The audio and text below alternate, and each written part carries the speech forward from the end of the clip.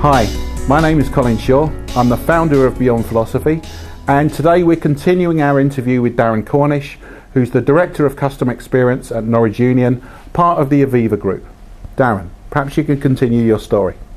Just before we started the external mirrors, I started an internal blog every day, sending out some form of communication around what we were doing to experience, highlighting some things that we knew weren't as good as they should be, and talking about where we got it right, because we do as an organisation deliver some great customer experiences day in, day out, and having the things, having the interventions such as the moments of truth at the external mirrors, just created such a shop window for people to come in and read that blog. And there's now every day over 4,000 of our staff daily read the blog that I write. We have over 100 staff commenting every day from all parts of the business, not just my own specific domain, but right across Aviva, commenting and contributing to their experiences around the customer experience, what they think needs to change, what they're doing that's best practice that could help others.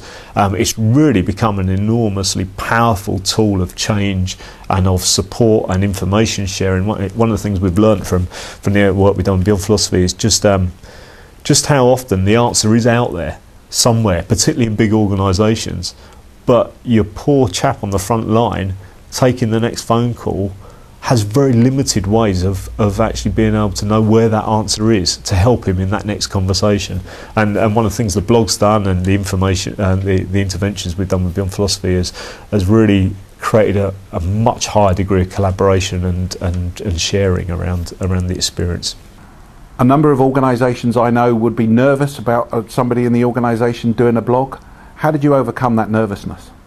For a director to be encouraging such an open and transparent view of our customer experience and the challenges and the journey we had was, as I say, seen by many as incredibly refreshing, incredibly mobilising and incredibly positive, but created some anxiety amongst others, particularly some of the board and the senior leadership.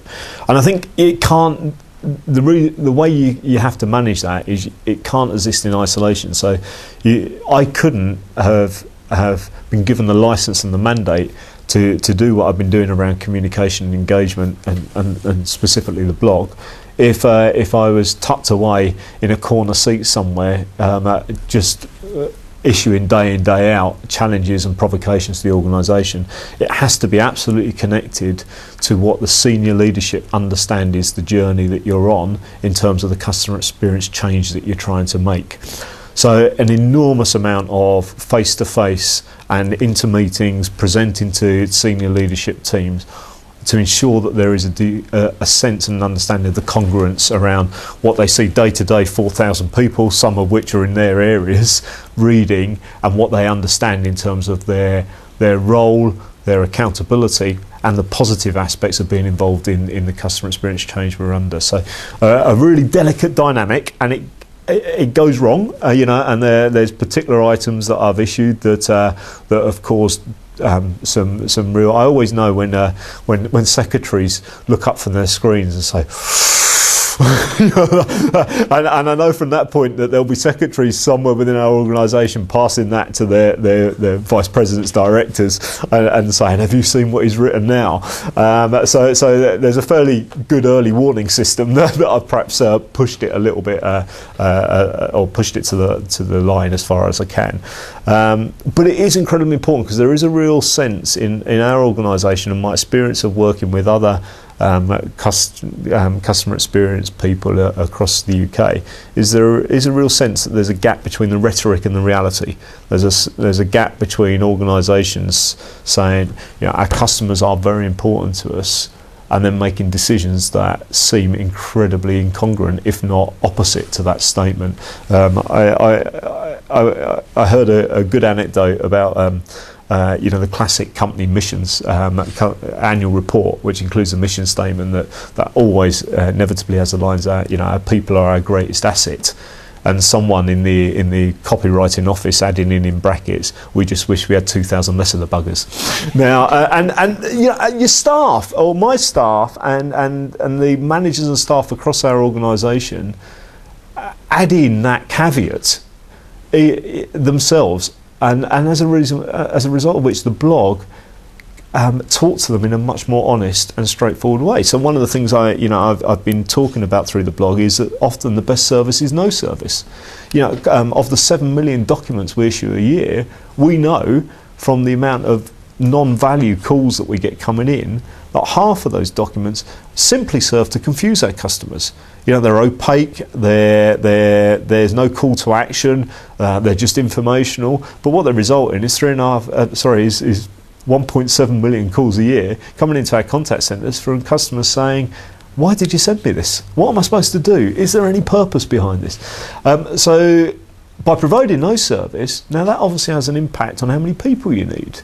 And actually the response from our staff has been, we can buy the fact that there needs to be, as customers migrate to the web and self-service, and we improve our processes and our systems to be more customer orientated, we support the fact there needs to be less of us.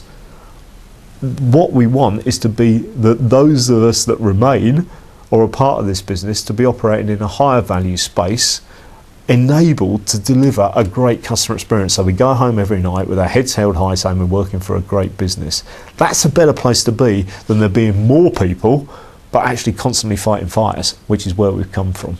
Sure. So you have to manage it carefully, but actually if you communicate those type of tough messages in a very honest way, allow people in the organisation to contribute their voice to that discussion, and there's always some critics and cynics in that 100-odd comments a day.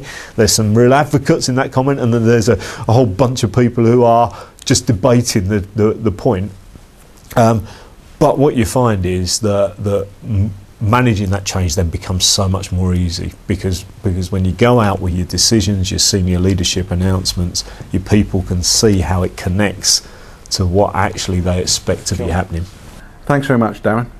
So this is the end of this clip on how Norwich Union have gone about improving their customer experience.